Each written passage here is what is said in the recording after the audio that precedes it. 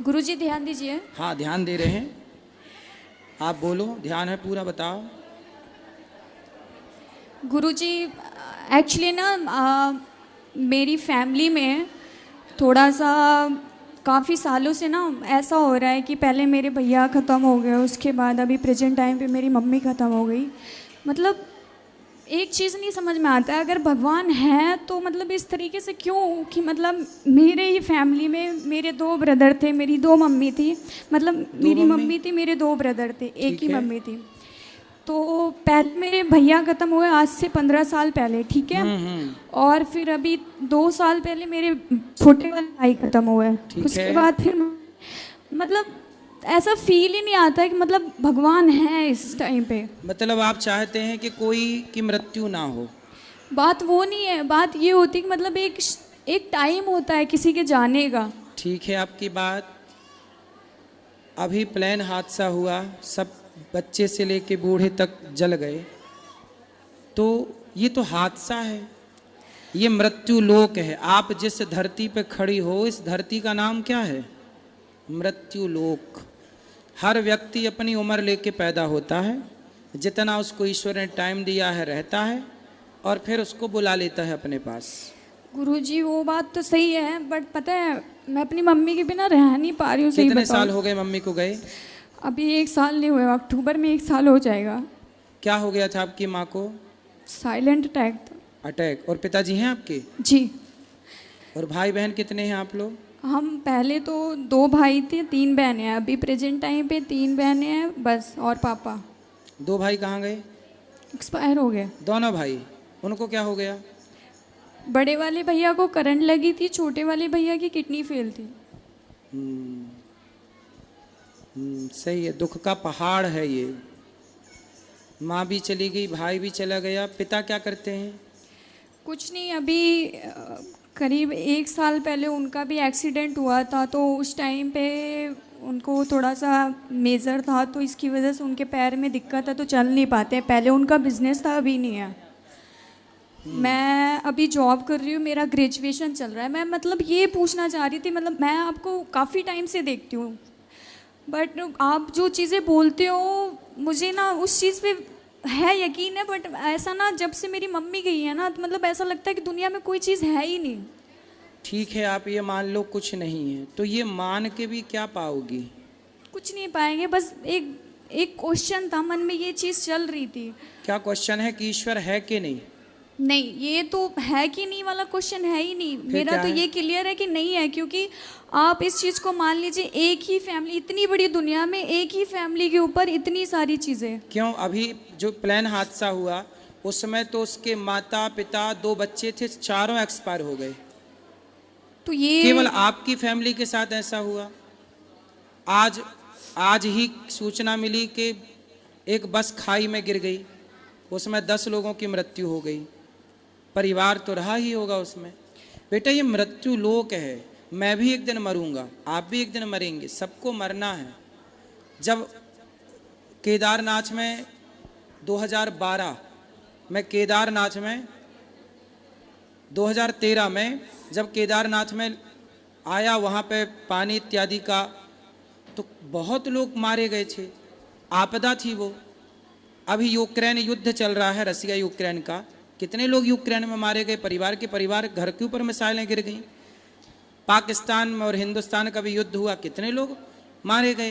तो भाई ये मृत्यु लोक है। बेटा मैं आपके दुख से सहमत हूँ कि दुख बहुत बड़ा है, लेकिन आप अपने दुख को लेकर ये सोचें कि नहीं ईश्वर तो है ही नहीं।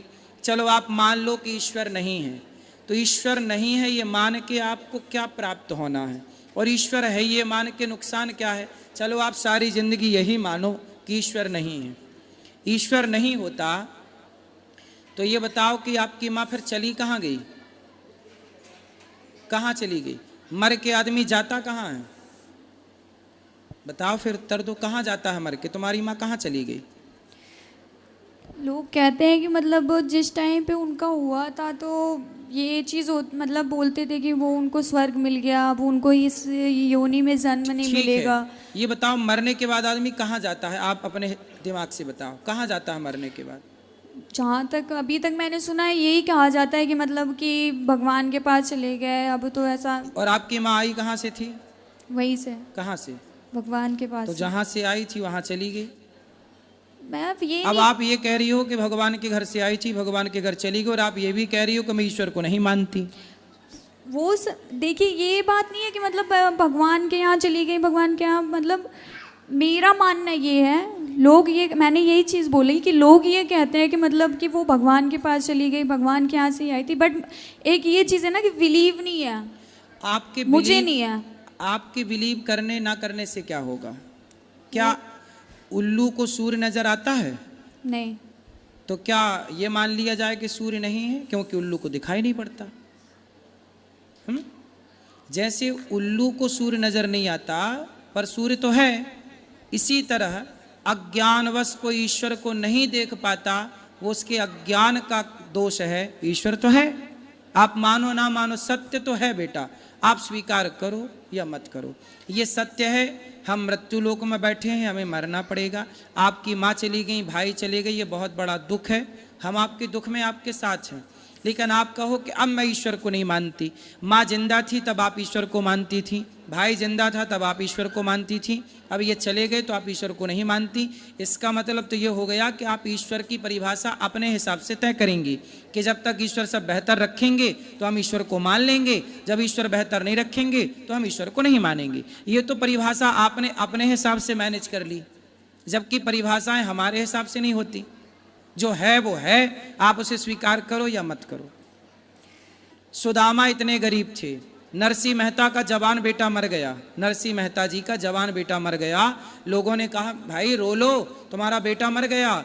नरसिंह जी बोले क्यों रोले भैया, कहाँ से आया था? बोले ईश्वर के घर। कहाँ चला गया? ईश्वर के घर। जब उसकी संपत्ति उसके पास चली गई तो मेरा तो था ही नहीं।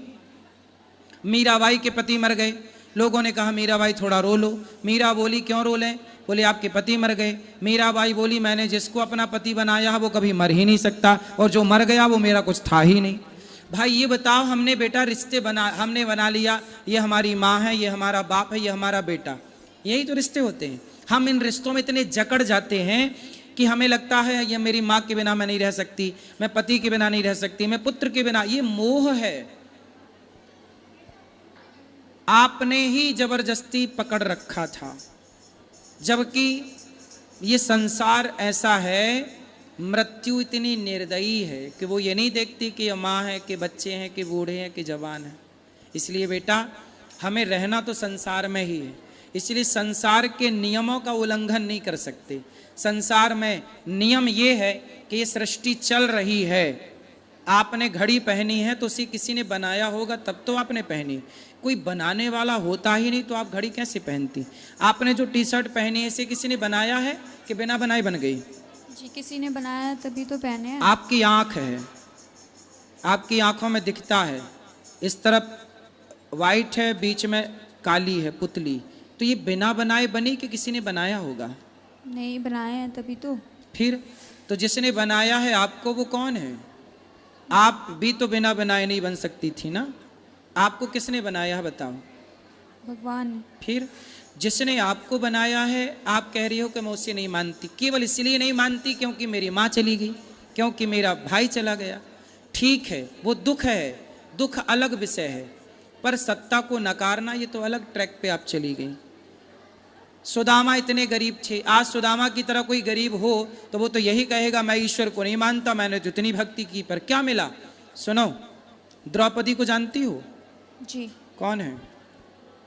नहीं इतना नहीं पता मुझे। कृष्ण की बहन है, अर्जुन की पत्नी है, पांडवों की पत्नी है, जिसका चीर हरण हुआ था। जी।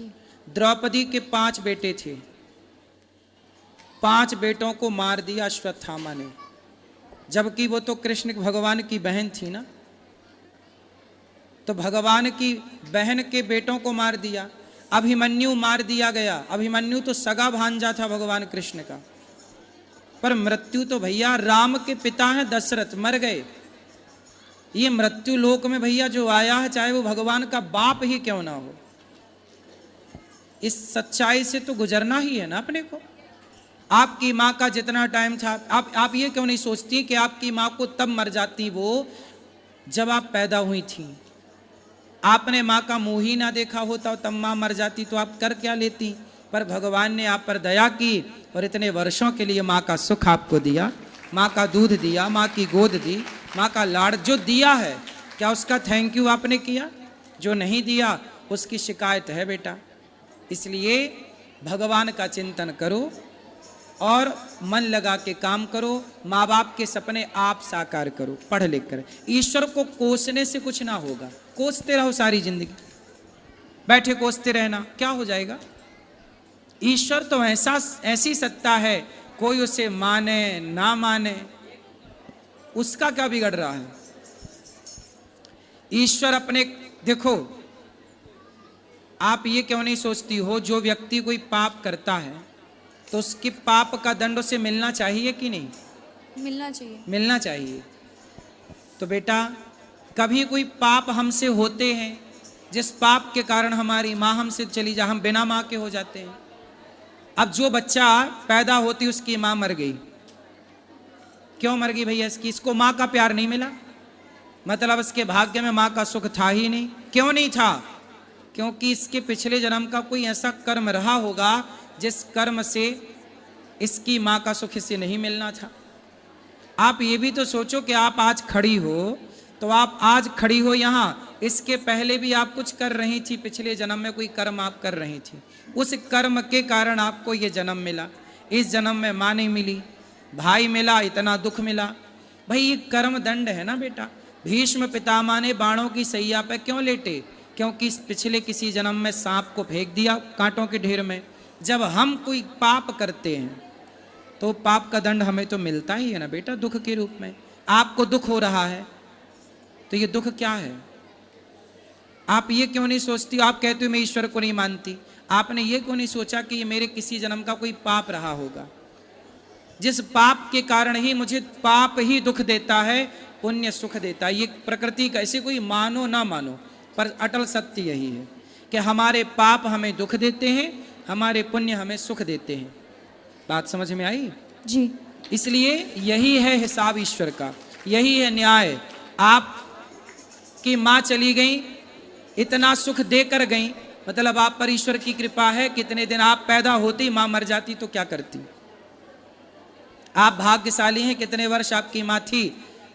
वो लोगों को देखिए जिनकी माँ पैदा होती मर जाती है, उनसे आप कितनी बेहतर हैं। देखो पॉजिटिव रहना है तो बहुत सारी बातें हैं, और नेगेटिव ही रहना है, नकारात्मक की सोच रखना है तो कोई बात नहीं है। फिर एक ही बात है कि जी ईश्वर नहीं है। फिर यही माना जाए कि ईश्वर नहीं है और कोसा जाए ईश्वर को, तो ये कोस कर भी क्या पाओगे आप और क्या पाऊंगा मैं? जी। क्या समझ में आया? जी समझ में आया कि मतलब एक तरीके से मुझे मतलब ये बताइएगा कि मतलब सच में ये कर्मों का ही फल होता है पिछले जन्म के? भाई बिना कर्म किए तो आपको नंबर नहीं मिलते, 10वीं से 11वीं में नहीं जाती। आप कर्म ना, आप लिखो मत कॉपी में तो आपको मिल जाएगा नंबर। ये चीज तो मुझे पता है कि जब तक कर्म नहीं करेंगे तब तक फल नहीं मिलेगा। ये जो पिछले जन्म का इस जन्म में मिल रहा है, इसका क्या कनेक्शन है? अच्छा ये बताओ, एक समय पर दो बच्चे पैदा होते हैं, एक अंबानी के घर पैदा हुआ, बड़े आदमी के घर, और एक फुटपाथ पर पैदा हुआ। एक ही दिन, एक ही तारीख, एक ही दिन दो बच्चे पैदा हुए, एक अमीर के घर, एक गरीब के घर। अब बताओ, जो अमीर के घर पैदा हुआ वो सोने की चम्मच में दूध पिएगा, सोने के झूले में झूला झूलेगा, वो जन्म लेते ही रईस हो गया। और इस गरीब ने फुटपाथ पर पैदा हुआ, साड़ी का झूला बांधती है माँ। अब बताओ बेटा, दोनों एक साथ पैदा हुए थे, पर एक गरीब हो गया जन्म लेते ही, गरीब के घर पैदा होके, एक अमीर हो गया अमीर के घर। अब ये बताओ कि उन बच्चों ने तो अभी कोई कर्म भी नहीं किया, पैदा ही हुए हैं, और पैदा होती कोई अमीर हो गया कोई गरीब। क्यों हो गया? सब अमीर होते फिर या सब गरीब होते? क्यों बेटा, उत्तर दो। एक तरीके से कर्म ही होगा।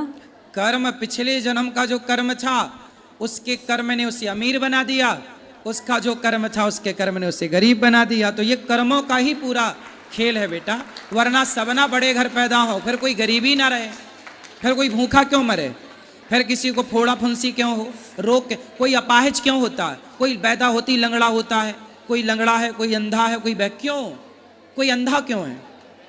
पैदा तो सब माँ के पेट से हो रहे हैं ना, जी। फिर कोई अंधा क्यों हो रहा है?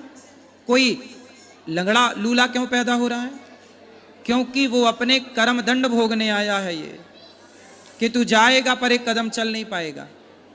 ये कर्म दंड है बेटा। पिछला जो हम आपको आज सताएंगे, एक बात बताओ, आज हम आपको सताएं, पकड़ के मारें और पकड़ के आपको आग में डाल दें, जिंदा जलाएं और आपके साथ दुराचार कोई करे, अब बताओ जो हम आपके साथ गलत करेंगे, हम आपको सताएंगे, आपको आपका खून बहाएंगे, तो फिर हमें सुख मिलेगा? नहीं। फिर हम आपके साथ गलत करेंगे ना बेटा, तो हमें भोगना पड़ेगा। आप कोई देखे ना देखे पर ईश्वर तो देख रहा है। इसलिए बेटा संसार की अदालत से कोई बच सकता है, ईश्वर की अदालत से कोई नहीं बच सकता। ये ईश्वर की अदालत है। जो न्याय आपके साथ हुआ है वो ईश्वर की अदालत से हुआ है, मेरी और आपकी अदालत से नहीं। ठीक है जी। इसलिए सत्य को स्वीकार करो। समझ में आई बात? जी समझ क्या गई। समझ में आया? ये समझ गई कि मतलब जरूर उस जन्म में मैंने कुछ ऐसा किया था जो इस जन्म में मेरी मम्मी मेरे से छिन गई। हो सकता है कि ऐसा रहा होगा कि उस जन्म में मैंने किसी के साथ गलत किया होगा, या मैं किसी की माँ रही होगी, मैंने उसके साथ गलत किया होगा, इस वजह से मेरी मम्मी इस टाइम पे चली गई। नहीं तो अब यही सत्य है बेटा, आप सही चली गई। अब यही सत्य है कि किसी की माँ जब हम किसी से छीन लेते हैं तो हमसे भी हमारी माँ ईश्वर छीन लेते हैं। जब आप किसी से किसी का बेटा छीन लेते हैं तो ईश्वर आपसे आपका बेटा छीन लेते हैं। ये तो प्रकृति है साहब, गोल है, लौट के आएगा, आज नहीं तो कल आएगा।